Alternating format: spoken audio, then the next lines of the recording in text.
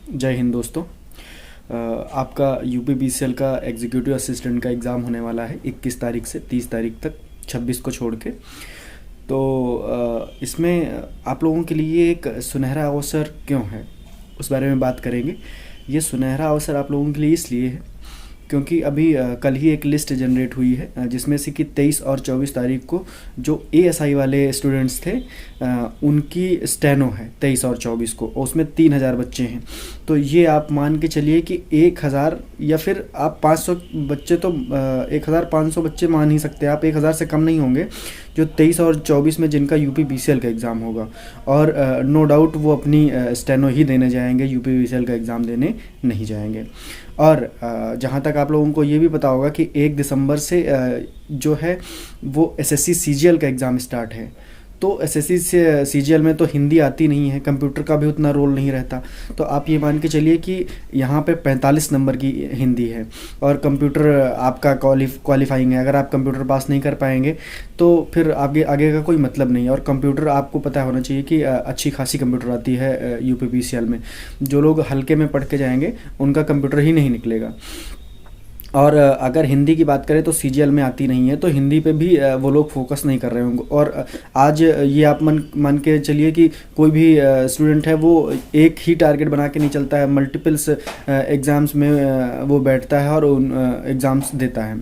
तो आप ये मान के चलिए कि उसमें से बहुत सारे बच्चे ऐसे होंगे जो कि हिंदी पे फोकस नहीं कर रहे होंगे और कंप्यूटर पे भी, तो उनके नो डाउट मार्क्स हिंदी में कम आने वाले हैं। और अगर वो कंप्यूटर में अच्छा नहीं कर पाए तो वो पहले ही फेल हो जाएंगे। इसलिए जो लोग भी सिर्फ इसी एग्ज़ाम के लिए डेडिकेटेड हैं उनके लिए बहुत ही अच्छा मौका हो सकता है। बिल्कुल, अगर आप तैयारी अच्छे से करेंगे तो आपका सिलेक्शन पक्का होगा। अब बात कर लेते हैं कि इसमें जो कंप्यूटर के टॉपिक्स हैं वो कौन कौन से मोस्ट इम्पॉर्टेंट टॉपिक्स होने चाहिए। तो मैं आपको बता दूं कि उसमें से आप सबसे पहले तो एमएस ऑफिस, और एमएस ऑफिस में तो बहुत सारी चीज़ें होती हैं लेकिन आपको बहुत सारी चीज़ें नहीं पढ़नी है। आपको मेन टॉपिक्स पढ़ने हैं, जैसे कि एमएस एक्सेल आपको अच्छे से पढ़ना है, एमएस वर्ड पढ़ना है और पावर पॉइंट। और एमएस एक्सेल और पावर पॉइंट को 2003 वर्जन और 2007 दोनों के रेफरेंस में पढ़ना है, क्योंकि दोनों जगह ही जो क्वेश्चंस हैं वो बिल्कुल अलग हैं।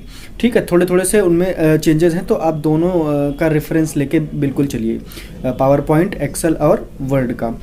अब बात कर लेते हैं कि इसमें जो टारगेट होना चाहिए वो कितना होना चाहिए। तो मैं अभी जनरल के लिए बात करूं तो जनरल के लिए आपकी अप्रोच होनी चाहिए 140 के आप अप्रोच बना के चलिए। मिनिमम 135 से 140 के बीच में आपकी अप्रोच होनी ही चाहिए। इससे कम में आपको पता होना चाहिए। पिछली बार 132 कट ऑफ गई थी, तो जबकि वैकेंसी लगभग इससे डबल थी।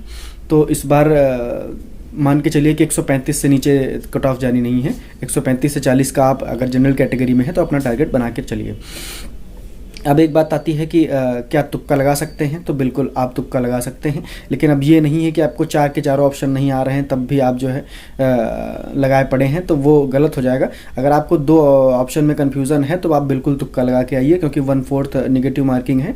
अगर आप कई क्वेश्चंस गलत करते हैं, अगर आप 4 क्वेश्चन गलत करते हैं और उसमें से आपका 1 सही होता है, अगर आप 5 क्वेश्चन करते हैं 1 सही होता है, तब भी आप बराबर ही रहेंगे। और ज़रूरी नहीं है कि आपके 4 के चारों गलत हो जाए। तो इससे आपको फ़ायदा ही मिलेगा। लेकिन अब ये नहीं है कि आपको बिल्कुल ही नहीं आ रहा फिर भी आप तुक्का लगाए पड़े हैं, तो वो गलत होगा। अगर आपको 2 या 3 ऑप्शन में भी कन्फ्यूज़न है तो आप पक्का करके आइए उसको, और इससे आपको फ़ायदा ही मिलेगा। हिंदी में जो कुछ टॉपिक्स हैं, जैसे कि रस छंद अलंकार और जो रचनाएं हैं, वो अब जनरली यूपी और ज़्यादातर जहां हिंदी पूछी जाती है वहां नहीं पूछी जाती, लेकिन यूपीपीसीएल में इसका ट्रेंड है कि अगर आपको जो है इसका अच्छे से इसकी प्रिपरेशन करनी पड़ेगी, क्योंकि इसमें क्वेश्चंस देखे जाते हैं। और कंप्यूटर के मेन टॉपिक्स जैसे हमने आपको बताया, एमएस एक्सेल हो गया और पावर पॉइंट हो गया, एमएस वर्ड हो गया। आपको आईपी एड्रेस से भी क्वेश्चंस बनते हैं इसमें। आईपी एड्रेस के सारे क्वेश्चंस आपको देख के जाने हैं। प्रिंटर्स और प्लॉटर से क्वेश्चन बनते हैं, वो आपको देख के जाने हैं। इनपुट आउटपुट आपको सब लोगों को ज़्यादातर पता ही होगा, उससे भी क्वेश्चंस बनते हैं। आप एक क्वेश्चन आता है इसमें खासकर सेल रेंज का, तो आप वो क्वेश्चन भी देख लीजिएगा। कन्वर्जन देख लीजिएगा, binary to octal, octal to hexadecimal.